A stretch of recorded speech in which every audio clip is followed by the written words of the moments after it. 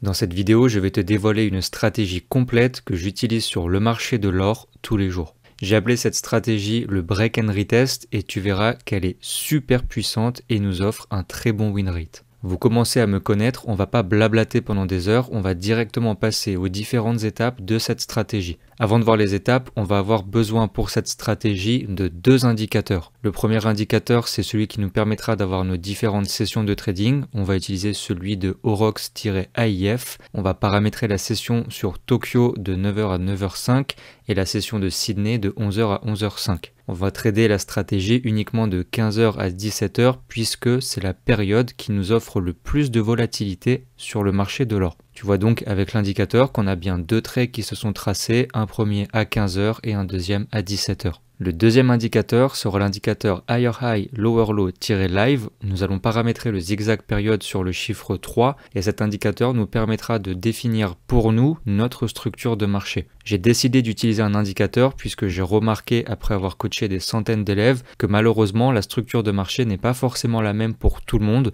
Chacun a sa propre vision et si je vous présente une stratégie qui reprend en point principal la structure de marché, je me dois de faire en sorte que chacun ait exactement les mêmes niveaux. Maintenant que nous avons paramétré nos différents indicateurs, la première étape sera de définir les derniers points hauts et points bas de la structure de marché sur l'unité de temps 5 minutes. La deuxième étape sera d'attendre qu'un de ces deux niveaux se fasse casser. On va appeler ça du coup un break of structure, un BOS. Troisième étape, on va attendre un retest du dernier point haut ou du dernier point bas. Cela dépendra si nous avons cassé un niveau sur le plus haut ou un niveau sur le plus bas de la structure. Et dernière étape, on va tout simplement attendre une réaction du prix sur la zone de retest. On verra par la suite des exemples de ce que je vais qualifier comme étant une réaction. Pour cette stratégie, on va avoir un risk-reward fixe de 1 pour 2, c'est-à-dire que si on risque 100 €, on viendra gagner 200 €. Notre stop loss sera placé en dessous ou au-dessus de notre zone de retest. Cela dépendra si nous prenons un achat ou une vente. Et voici schématiquement à quoi cela va ressembler. Attention, pas la peine de prendre un screenshot, je t'ai réservé une petite surprise à la fin si jamais tu regardes l'entièreté de la vidéo. On voit donc qu'on a bien nos différentes étapes. On a commencé par définir le point haut ou le point bas de la structure de marché sur du 5 minutes. On a attendu qu'un de ces deux niveaux se fasse casser. On a ensuite attendu un retest de ce niveau et on a attendu pour notre dernière étape une réaction du prix sur notre zone de retest. Comme tu le sais, la théorie c'est bien, mais la pratique c'est beaucoup mieux, alors passons directement à des exemples concrets sur le marché. Je te rappelle que tu peux rejoindre ma communauté privée sur mon serveur Discord et ainsi venir échanger avec d'autres passionnés comme toi du trading. Tu retrouveras des analyses, des conseils, des astuces et tu pourras toi aussi librement partager dans ma communauté. Que tu sois trader débutant ou expérimenté, tu accéderas à mes analyses personnelles, à mes live trading et tu pourras facilement échanger que ce soit avec moi ou avec tous les autres membres. Ne manque pas cette opportunité, c'est 100% gratuit, alors je te laisse le lien pour nous rejoindre dans la description. Je vois juste avant l'ouverture de ma session à 15h que j'ai eu un niveau de structure qui vient d'être cassé juste ici et je n'ai pas encore eu de retest sur ce niveau. Je vais donc pouvoir noter cette zone et anticiper que le prix revienne la retest pour ensuite me placer directement en vente. Le prix vient de revenir sur le niveau, mais pour le moment, je n'ai pas encore de bougie qui me permettrait d'anticiper la réaction qui m'indiquerait que le prix continuera de se retourner. Ce que je vais faire, c'est que je vais désactiver l'indicateur pour qu'on ait une meilleure visibilité des différentes bougies sur ma zone. Ici, j'ai clairement une réaction qui me permet de prendre la position. Je vais placer mon ordre à la clôture de la bougie avec un stop loss juste au-dessus de ma zone. Le TP sera fixe et placé à 1 pour 2.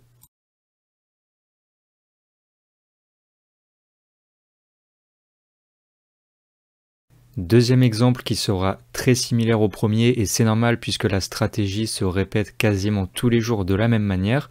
J'ai un niveau de structure qui vient d'être cassé juste avant ma session à 15h et qui n'a pas encore été retest. Je vais donc pouvoir noter cette zone et anticiper que le prix vienne se retest directement sur la zone pour continuer la tendance baissière et ainsi prendre la vente. On voit que le prix est venu retester ma zone. Une nouvelle fois, je vais désactiver l'indicateur et on remarque pour le moment que j'ai pas encore eu une belle bougie de réaction. Pour moi, ce n'est pas suffisant. Je vais devoir attendre une belle bougie baissière qui ne montre aucune hésitation. Ici, j'ai bien une belle bougie baissière avec une très belle mèche de rejet sur ma zone. Je vais pouvoir prendre la vente à la clôture, stop loss au-dessus de la zone et encore une fois un TP fixe qui sera de 1 pour 2.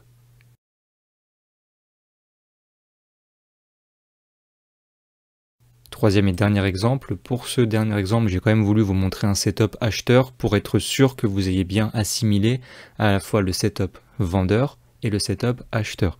Ce que je remarque ici, c'est que l'indicateur ne me donne aucun niveau de structure sur ce mouvement. Je vais donc devoir attendre une création d'un point haut ou d'un point bas de structure directement à l'intérieur de ma session. Ici, l'indicateur me donne un niveau haut et vous voyez ce qui est vraiment génial, c'est que vous n'avez pas grand chose à faire, simplement suivre l'indicateur, il me donne un point haut et aussi un point bas ici, mais pour le moment c'est le point haut qui m'intéresse. Pourquoi? Parce qu'on vient de le casser et je vais donc pouvoir attendre le retest pour me placer directement en achat.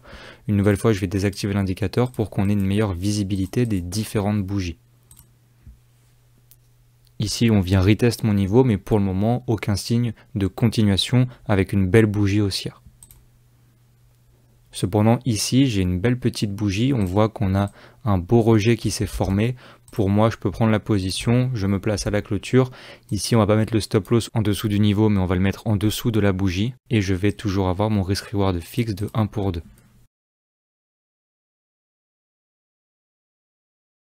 Et comme on peut le voir, c'est un stop loss. Alors on va me dire, mais Adrien, c'est complètement idiot ce que tu viens de faire, tu promouvois une stratégie qui fonctionne bien et pourtant tu nous montres un stop loss. Eh bien oui, je vous montre un stop loss parce que c'est la réalité du trading. Vous pouvez avoir une super stratégie qui a un très haut taux de win rate et pour autant prendre des stop loss, c'est totalement normal et je trouve qu'il est de mon devoir en tant que formateur de vous rappeler qu'en aucun cas une perte sera un élément qui sera à remettre en cause lorsque vous allez prendre un trade tout en suivant à la lettre votre stratégie. J'insiste vraiment sur ce point parce que je reçois encore beaucoup trop de messages qui me montrent un stop loss avec une stratégie et qui me disent « Bah Adrien, je crois que ma stratégie ne marche pas, qu'est-ce que je peux faire? Est-ce que je dois changer de stratégie? Est-ce que je dois changer de session? Etc. » Il faut quand même comprendre qu'aucune stratégie de trading n'aura 100% de win rate sur du long terme et que les pertes font intégralement partie de votre stratégie. Si je reprends mon exemple, j'ai une stratégie qui a environ 80% de win rate. Oui, c'est un excellent win rate qui me permet de faire beaucoup plus de gains que de pertes, mais il ne faut pas oublier que dans ces 80%, il va y avoir à contrario 20% de trades qui vont être perdants. Vous imaginez si je remets en question ma stratégie à chaque fois que je prends un trade perdant, je ne m'en sortirai jamais, je ferai de stratégie en stratégie pour au final me rendre compte qu'il y a une seule et unique chose qui importe, le respect du plan de trading sur le long terme. Merci d'avoir regardé la vidéo jusqu'au bout et pour te remercier, sache que je mets à ta disposition un document PDF complet de cette stratégie. Tu reverras donc les différents éléments et les différentes étapes ainsi que différents exemples de trades. Pour l'obtenir, tu as juste à t'abonner à ma chaîne YouTube, laisser un like et me laisser dans les commentaires de cette vidéo Stratégie Gold.